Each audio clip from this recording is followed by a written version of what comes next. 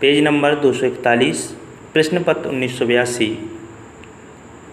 1980 में दहेज निरोधक कानून के क्रियान्वयन की जांच करने तथा उसमें समुचित संशोधन के सुझाव देने के लिए एक संयुक्त संसदीय समिति का गठन किया गया था। हाल ही इस समिति ने अपना प्रतिवेदन प्रस्तुत कर दिया है। इस प्रतिवेदन से यह चौंकाने वाला तथ्य प्रकाश में आया है कि कानून बनने के बाद विगत 20 वर्षों के दौरान दहेज की प्रथा काफ़ी गंभीर स्वरूप ग्रहण कर चुकी है। समिति ने स्पष्ट कहा है कि अब दहेज का अभिशाप विभिन्न समुदायों और धर्मों के सभी वर्गों में काफ़ी फैल चुका है। जो समुदाय और धर्म पहले इस अभिशाप से मुक्त थे, वे भी अब इसकी चपेट में आ गए हैं। जो लोग सार्वजनिक रूप से दहेज प्रथा की बुराई करते हैं, वे भी समय आने पर दहेज देने या लेने से नहीं चूकते। इससे स्पष्ट है कि आज दहेज निरोधक कानून अपने उद्देश्य की पूर्ति करने में असफल सिद्ध हुआ है।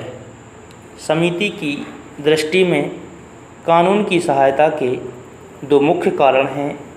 एक यह कि वर या वधू का अभिभावक यह स्वीकार नहीं करेगा कि उसने दहेज लिया या दिया है।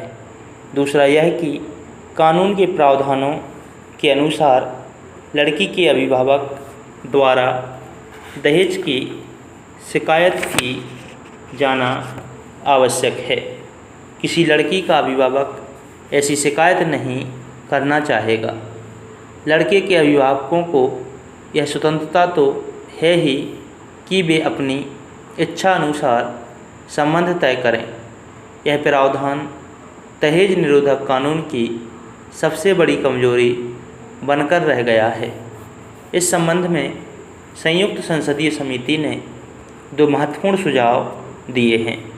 पहला यह कि दहेज के लेन देन को पुलिस हस्तक्षेप अपराध बनाया जाए और दहेज की शिकायत पुलिस के अतिरिक्त लड़की के संबंधी और पंजीकृत सामाजिक संस्थाएं भी दर्ज करा सकें।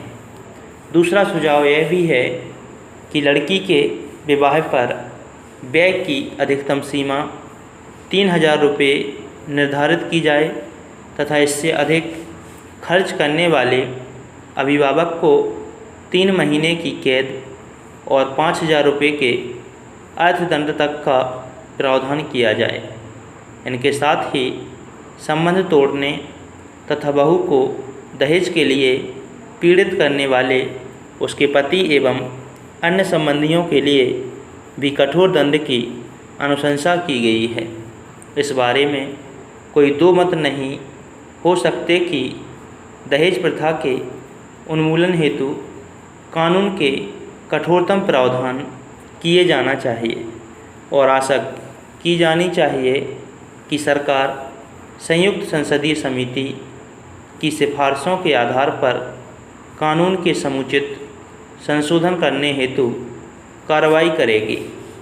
विगत कुछ समय से दिल्ली जैसे नगरों में जहां दहेज के लिए बहुओं की हत्या या आत्महत्या की घटनाओं में काफ़ी वृद्धि हुई है। दहेज विरोधी प्रदर्शन किए जाते रहे हैं। दहेज विरोधी चेतना मंच ने लोकसभा को दिए गए ज्ञापन में कहा है कि वर्तमान कानून प्रक्रियाएं दहेज के लिए वधुओं को पीड़ित करने वाले व्यक्तियों को सज़ा दिलाने में असफल सिद्ध हुई हैं। मंच के अनुसार स्वतंत्रता के बाद से महिलाओं के जीवन का अवमूल्यन हुआ है और दहेज निरोधक कानून एक मजाक बनकर रह गया है। अभी भी दहेज मौतों की घटनाएं प्रकाश में आती हैं।